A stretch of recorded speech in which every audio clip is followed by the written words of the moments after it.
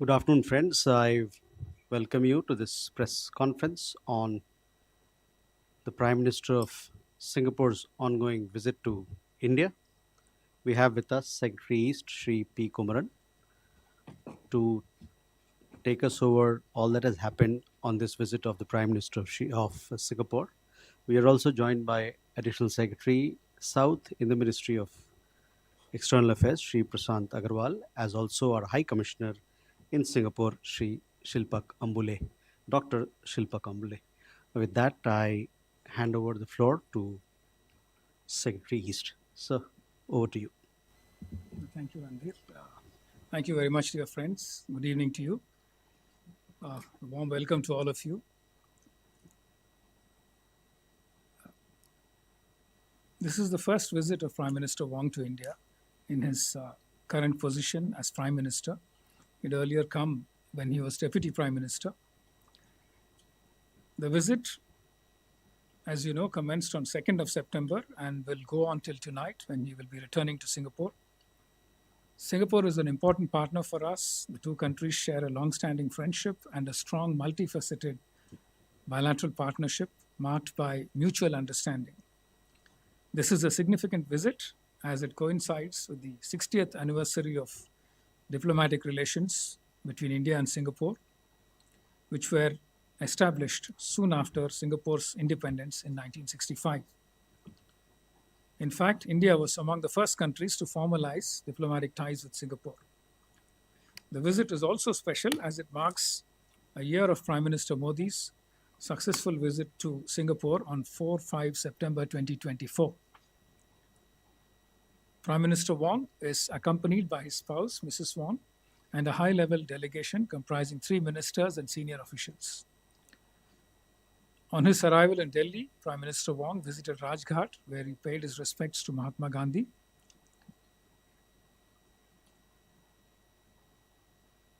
Our Prime Minister held wide-ranging and productive talks with Prime Minister Wong in both restricted and full delegation formats. PM hosted lunch in honor of the Prime Minister of Singapore. Prime Minister Wong will call on Rashtrapati Ji later today.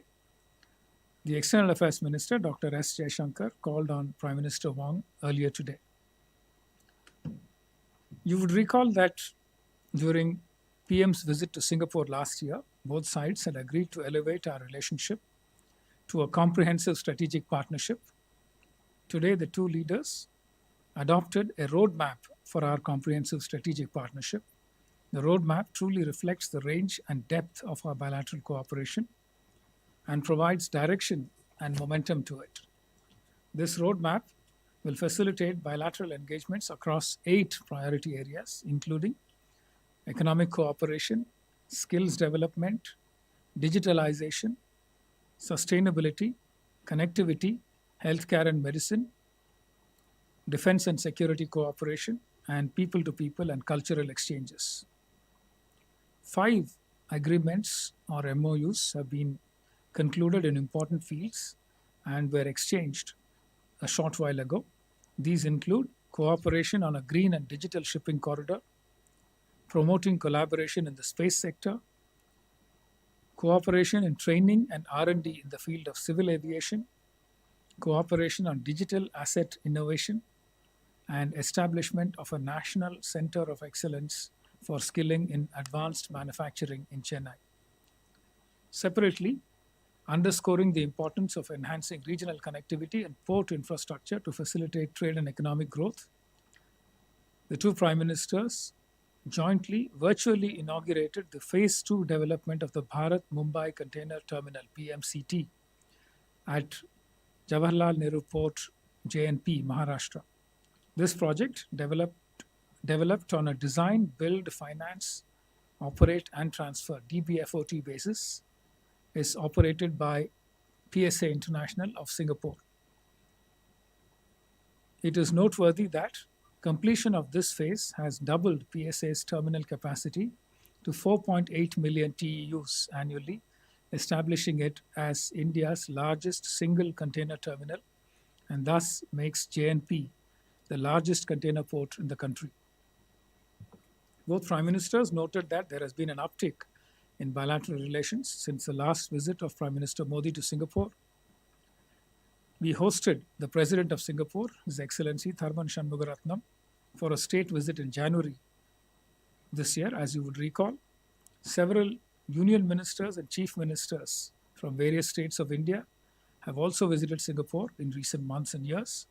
We also hosted several Singaporean ministers, the latest being for the one of a kind bilateral mechanism of the India Singapore Ministerial Roundtable. The third round of ISMR, the Ministerial Roundtable, was held just about 20 days ago, when 10 ministers from both sides held detailed discussions on the 6 pillars identified. These exchanges reflect the importance attached by the two sides to our bilateral cooperation. The two prime ministers appreciated the sustained expansion in bilateral trade, which has grown from about $6.7 billion in 2004-05 to nearly $35 billion in 2024-25. They agreed that the two sides should work on the next review of the India-Singapore SICA and the ASEAN-India Trade and Goods Agreement, ITIGA. The Prime Ministers also appreciated the growing investment flows between India and Singapore and noted the potential to increase these further. As you would recall, in financial year 2024-25, Singapore was the largest source of FDI into India, and it is also the largest for cumulative FDI into India, amounting to nearly $170 billion. Many Indian companies have also established their footprint in Singapore as a gateway to Southeast Asia and beyond. India-Singapore relations are not only robust but are also future-oriented, our cooperation expanding to new and emerging areas. The two prime ministers expressed satisfaction on progress made in new areas such as semiconductors, green economy, including green shipping, skill development, digitalization, space, next generation industrial parks, etc. We had exchanged an MOU on semiconductor ecosystem partnership during the visit of Prime Minister Modi to Singapore last year. Under this MOU, we have set up a bilateral semiconductor policy dialogue, and both sides are working on investments, business-to-business connect, skilling, and R&D to promote the semiconductor ecosystem in India, thus making it a very promising area of cooperation in the coming years. Singapore has also been an important partner for us in the field of education, capacity building, and skill development. We appreciate Singapore's support for the National Center of Excellence in Skilling project. Singapore will be our partner for the National Center of Excellence in Skilling in the area of advanced manufacturing to be set up at the National Skill Training Institute in Chennai. Singaporean companies have also invested in green hydrogen and green ammonia space in India. The MOU concluded on green and digital shipping corridor will facilitate collaboration on zero or near zero greenhouse gas emission fuel supply chains, and our maritime industries stand to benefit from this agreement. Under the digitization pillar, we have the UPI Pay Now Connect, established in 2023, and has emerged as an important collaboration project in fintech. Both sides are now expanding its scope and reach. We also exchanged the MOU on digital asset innovation today, which will help foster cooperation between RBI on our side and the Monetary Authority of Singapore, MEAS, in the digital space, including central bank digital currencies, CBDCs. We also have ongoing cooperation in the area of space. ISRO has launched 18 Singaporean satellites in the past, and with the MOU exchange today, we will be working for further collaboration in the areas of space technology and space startups. Defense cooperation was also acknowledged as an important area of bilateral partnership. It was agreed to further the momentum of exchanges and training cooperation, as well as engagement between the two sides, including all the three services. There was also agreement to explore cooperation in the defense technology space. Finally, India and Singapore have very strong people-to-people bonds. The thriving Indian community in Singapore is a living bridge and makes valuable contributions. It was agreed to further strengthen our cultural and people to people ties. The two prime ministers also discussed India's relations with ASEAN, and Singapore has always been an important partner in India's Act East policy. So, this is basically what I had for my opening remarks. We are happy to take any questions. Thank you very much. Okay, the floor is open now. So, questions? We go here first with Keshav. Thank you. Keshav Padmanabhan from The Print. And so I just wanted to ask, with Singapore being one of the largest funders of FDI in India over the last, say, 25 years, have they announced or spoke about any targets that annually they want to increase in terms of investment in India? And the larger context to this is with Japan recently saying they want to double their investment and Singapore seemingly bullish. What does that say when we talk about the larger context of tariffs and the global geopolitics when it comes to Indian businesses? And if you would permit me another question, the joint statement had something on the patrolling across the Malacca Straits that India is interested in. And this is something that the two sides want to work on with defense and security engagement. Could you give us a sense of what really was discussed with regards to this specific proposal as well? Thank you. Siddhant. Hi, sir. Siddhant from Vion. Was there any discussion on Donald Trump's tariff, a concern for both countries? Any specific conversation on that part? And also, secondly, the Prime Minister mentioned about cooperation in civil nuclear domain. What kind of cooperation are we looking at? Manas. This is Manas from PTI, Press Trust of India. Just wanted to check with you, was there any discussion about a proposal to export solar energy from India to Singapore via kind of underwater cable that could be used for data connectivity also? And also on the nuclear thing, are we looking at SMRs for nuclear cooperation between the two countries? Thank you. Yeshi. This is Yeshi Seli from Business India. I'd like to know more about this cooperation between GIFT City and Singapore, and also what are the talks that focused around aviation? We have a question there, yes. Hi, sir. This is Vishu from ANI. You mentioned about the defense corporation. Can you give us some more detail? What kind of cooperation are we planning with Singapore? Are they interested in buying Indian weaponry or something? So we have enough questions for you to answer.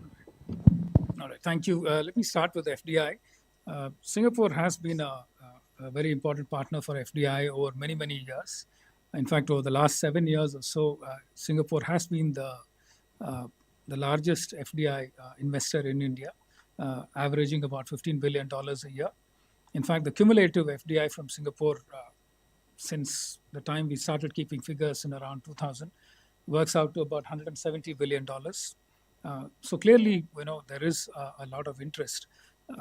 But given that the growth story of India is intact, the fact that there are multiple opportunities coming up, the fact that there are uncertainties globally, Singapore continues to see India as a place where significant growth is possible and their returns will continue to be good.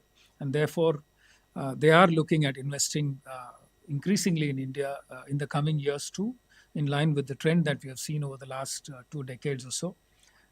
But there is no specific target set by the two sides. Overall, the scene is bullish, but we haven't set any targets. Malacca Straits Patrol, this is something that is part of the regular patrolling that is undertaken by the 4 countries that are part of the Malacca Straits interface, Malaysia, Indonesia, Thailand, and Singapore. They conduct a regular patrol. And we have been asking, given that the Andaman Sea is next to the Malacca Straits, we have been asking to participate in that. There are ongoing discussions. We still don't have any conclusion on that. The expectation is that there will be some kind of coordination to ensure that there is synergy among the current members of the Malacca Straits Patrol and India as a contiguous state which is next to the Malacca Straits. On Trump tariffs, there was no discussion. except for the broad global uncertainty and the need for all of us to try and diversify our trade relationships, our investment relationships, and to explore as many preferential trade agreements or free trade agreements as possible to try and diversify our supply chains and make them more resilient. So broadly, that was the kind of discussions that were held on this issue. Civil nuclear cooperation. Yes, there is broad agreement that this is a potential area of cooperation, including new and emerging technologies such as SMR, small modular reactors. It's still very early. There was only a preliminary discussion. It was agreed that teams would be formed on both sides to try and take this discussion forward. So we look forward to more details as and when the two teams engage. Solar energy exports, and you mentioned an underwater cable. Yes, there is a broad suggestion that something like that can be done, but there was no specific discussion on that this time. But during the India-Singapore Ministerial Roundtable held about 20 odd days ago, there was a suggestion that India could consider joining the ASEAN electricity grid. So there is a potential for cooperation there, and we will be taking the discussions forward. Defense cooperation, it's still a work in progress. There are a number of elements, including joint exercises, training, capacity building, defense industrial dialogue, defense policy dialogue, participation in each other's seminars, etc. As part of defense industry cooperation, we do talk about possibilities for co-development, co-production, developing technologies, etc. together, and possibly sharing the outputs of any such collaboration. But nothing specific yet. So this is still work in progress. Anything else? Civil aviation, yes. There are multiple elements that go into civil aviation cooperation, including increasing connectivity, number of flights, destinations, etc. There is also a suggestion that MRO, maintenance, repair, and overhauling, is a major area of collaboration. Singapore has very good experience and expertise in the area of MRO. And therefore, it is a very promising area for us to collaborate. Singapore wants to invest in MRO facilities in India, help develop capacity in India, basically driven by the fact that it's a very vast business that is generated for them. SIA Engineering is the company in Singapore. They want to partner with the Tatas, since Singapore Airlines is invested in Tatas to the extent of in Air India to the extent of 25%. So it makes sense for them to collaborate in the area of MRO with Tatas and also to help develop capacity in India and to use the land availability in India to set up MRO facilities. So broadly, those are the areas where we collaborate in the area of civil aviation. Okay, Sudhi, please. Sir, Shruti Ranjan from Bloomberg. So on the semiconductors thing, if you could give us an understanding what exactly, what was decided today, and therefore going forward, are we looking at investments? Are we looking at design help? What are we looking at? Kalol?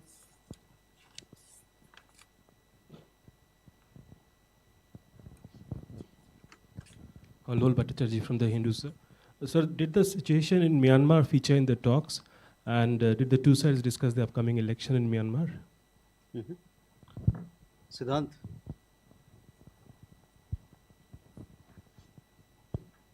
Hi, sir. I'm Siddhant from CNN News 18. Sir, joint statement mentions the third review of CECA and substantial review of ASEAN-India Trade in Goods Agreement. Sir, if you can elaborate a little bit on what is Singapore's point of view as far as the review of these two existing agreements is concerned. Thank you. Neeraj? Sir नमस्कार, मैं नीरज सुबह प्रभा साक्षी से। Sir मेरा प्रश्न ये है कि जो आज का जो जॉइंट स्टेटमेंट है उसमें कहा गया है कि मंत्री स्तरीय गोलमेज बैठकें होंगी, तो इसका आयोजन कब से होगा? और मरक्का वाले प्रश्न का हालांकि आपने उत्तर दे दिया है, लेकिन अगर आप उसको हिंदी में दोहरा सकें। कोशिश करेंगे। Okay. You have a question? Manas? Manas again from PTI. Just gone through the joint statement actually, and it says that both the countries will cooperate in development of unmanned vessels under the broader framework of defense cooperation. So what kind of platform it would be? Unmanned vessels, kind of underwater or something related to that? Neeraj आपका सवाल है, बोलिए। Sir Neeraj हूँ news 18 India से। Joint statement में food security को लेकर cooperation बढ़ाने की बात की गई है, उसके मायने क्या है? क्योंकि तीसरे देश का भी जिक्र किया गया उसमें।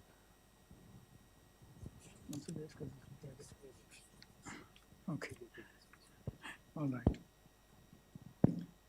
Let me start with semiconductors. We have this India-Singapore semiconductor ecosystem partnership, which was signed during Prime Minister Modi's visit to Singapore last year. It provides a framework for cooperation on developing semiconductor supply chains. Singapore started manufacturing hard disks, Seagate and others invested in Singapore many years ago. And therefore, they have a very good experience with high-value manufacturing. Given that Singapore is a country with wages or wage levels that are far higher than India, and the fact that they are short of land, they focus on high-value manufacturing, and electronics is an area that they focused on quite early. So therefore, we have a lot to benefit by cooperating with them. Using the MOU that was signed, we set up a semiconductor policy dialogue to help learn something from them in terms of regulating the semiconductor ecosystem. We are also collaborating with them, and work has already started on it for semiconductor R&D and skilling. We need to develop a skilling ecosystem so that our youngsters are trained to be able to respond to industry needs when it comes to semiconductor investments and facilities that are set up. Singapore has also expressed interest in investments in this sector and also getting their private sector companies to come in and expand their presence in India, to set up a semiconductor manufacturing ecosystem, clusters for both design and fabrication. We are also looking at developing supply chain resilience, diversifying sources, and a large Singapore delegation, industry delegation, visited Semicon India. One of their pavilion was one of the largest. We are also looking at what is called a green laning initiative. Green laning initiative. I mean, it's a new name. It's a new idea. The aim is to try and optimize the supply chains on the two sides. There is a pilot that they will carry out to study how exactly the supply chains are distributed between India and Singapore, and how to optimize them in a way that risks are minimized, efficiencies are maximized, including logistical efficiencies. So all these are areas that we are working in the area of semiconductors. On Myanmar, there was no discussion. It was not a subject that was raised by either side. SICA ITGA review, as I said, Singapore is an important partner for us when it comes to working with our ASEAN partners, the rest of the ASEAN partners. They are one of our strongest partners when it comes to trade and investment, as I mentioned earlier. We've had a SICA with Singapore, which came into force sometime in 2005-06. And of course, ITGA review, we've heard so much about it in the last couple of months. Singapore has agreed to advance our help explain our position to the rest of the ASEAN partners in terms of the need to arrive at a reviewed arrangement that can result in a win-win situation for both sides. The broad grievance on our side is that the trade deficit, the trade deficit on our side has increased since the time the ITGA was signed, and that we should try and tweak the arrangements in such a way that we come to a more balanced, trade situation. There are a few suggestions made by the Department of Commerce. I will not go into the details, but these are matters of negotiation, and we hope to arrive at a more balanced solution to this. Food security is an area of interest for Singapore. So there's no serious agriculture in Singapore. It depends entirely on imports for all its food needs, and therefore India comes across as a useful partner for food security. It is one of the pillars under sustainability for the India-Singapore Ministerial Roundtable, and there are discussions ongoing about what can be done to produce food safely and in a reliable manner, and how to take care of market access issues for our food products in Singapore and in the rest of ASEAN in general. Unmanned vessels is again a new area identified for collaboration. We don't have much details. It could include unmanned surface vessels, possibly even underwater vessels. It's still too early to go into the details on that. But clearly, new and emerging defense technologies are areas of interest. Singapore has a strong R&D ecosystem.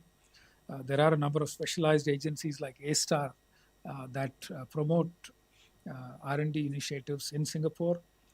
So the broad aim will be to try and connect the two startup ecosystems, undertake joint R&D projects in such a way that technologies of interest can be promoted.